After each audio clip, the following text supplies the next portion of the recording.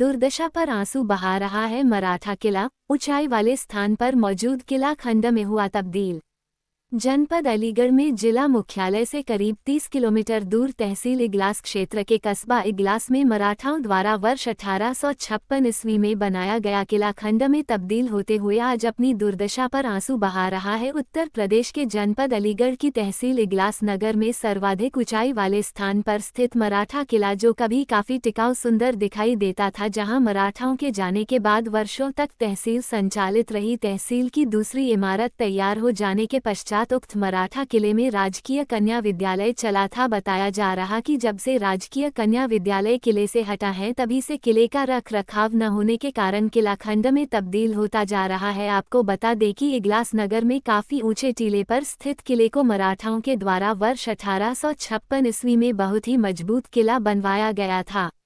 किले के चारों तरफ 4 बहुत ऊंचे गुम्बद बनवाई गई थी, जिसमें 2 गुम्बद रख रखाव के अभाव में जर्जर होकर धराशायी हो चुके हैं। किले के अंदर कोषागार, हवालात इत्यादि अन्य कमरे बने हुए हैं। किले के गुम्बदों पर पुलिस जवान रहते थे। गुम्बदों में छिद्र है। गुम्बदों के छिद्रों से मराठा जवान अपने शत्रु को परास्त कर सकते थे और स्वयं को बचा भी सकते हैं। मराठाओं के जाने के पश्चात उक्त किले में वर्षों तक कस्बा इगलास की तहसील संचालित रही है। तहसील की नई इमारत हाथरस मार्ग पर तैयार हो जाने के बाद तहसील अपनी नई इमारत में परिवर्तित हो गई। वहीं तहसील दूसरी जगह परिवर्तित हो जाने के बाद उक्त किले में राजकीय कन्या विद्यालय संचालित होने लग गया, लेकिन शासन से लेकर जिला प्रशासन अथवा किसी जनप्रतिनिधि की तरफ से किले की दुर्दशा को सुधारने की ओर ध्यान नहीं दिया है। बावजूद इसके किले की जर्जर दशा को देख राजकीय कन्या विद्यालय भी यहां से हटकर गांव कजरौट पहुंच गया है। नगर के पूर्व सभासद सुभाष चंद्र शर्मा का कहना है कि तमाम जनप्रतिनिधि किला का फोटो तो खींच कर ले गए हैं, लेकिन इसकी दुर्दशा को सुधारने का प्रयास नहीं किया है। यही वजह है कि मराठाओं के द्वारा बनाया गया किला अब अपनी दुर्दशा पर आंसू बहते हुए खंड में तब्दील हो चुका है।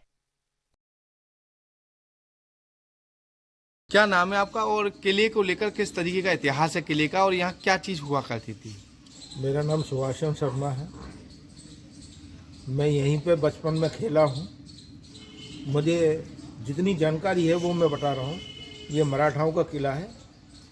मराठा यहाँ से गए, इसमें तहसील चलती थी। तहसील जाने के बाद में राजकीय कन्या इंटर कॉलेज रहा, जो कजरौट में पहुँच गया। मराठा जब गए, इस बिल्डिंग को जो है राजा बलवंत सिंह का कॉलेज आगरा को दे गए।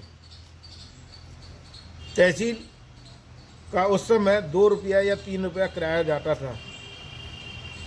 और ये महत्वपूर्ण किला है इगलास का। इसमें सामने इधर बंदी गृह है, जिसमें बकायेदारों को बंद किया जाता था, और ये बराबर में ये कोषागार है, जिसमें बैंक का और डाकघर का कैश जमा होता था। ये गुंबद है। गुंबदों में पुलिस वाले राइफल लेकर के खड़े हुआ करते थे, जो पहरा देते थे 24 घंटे।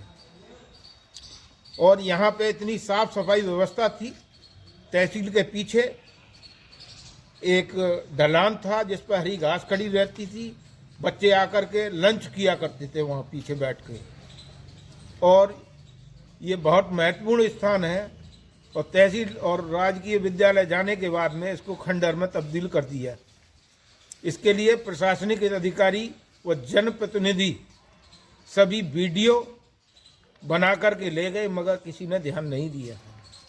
अब भी प्रशासन इसको नगर पंचायत इगलास के सुपरविजन में दे दे तो इसका उद्धार हो सकता है। क्या क्या खास बात रही है चारों गुम्बदों की? गुम्बदों की खास बातें ये हैं कि इनमें जो होल हो रहे हैं नीचे की तरफ, जो पुलिस वाले थे राइफल नीचे करके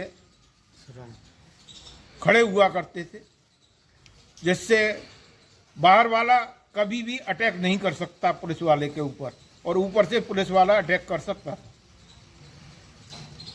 इसमें कोई सुरंग वगैरह भी बताई गई है? हाँ, इसमें पुराने लोग बताते हैं कि इस किले के अंदर सुरंग भी है। क्या होना चाहिए इस किले का? किले के लिए लोगों को जागरूक होना चाहिए। इसकी साफ सफाई व्यवस्था भी हमने किसी ने ध्यान नहीं दिया।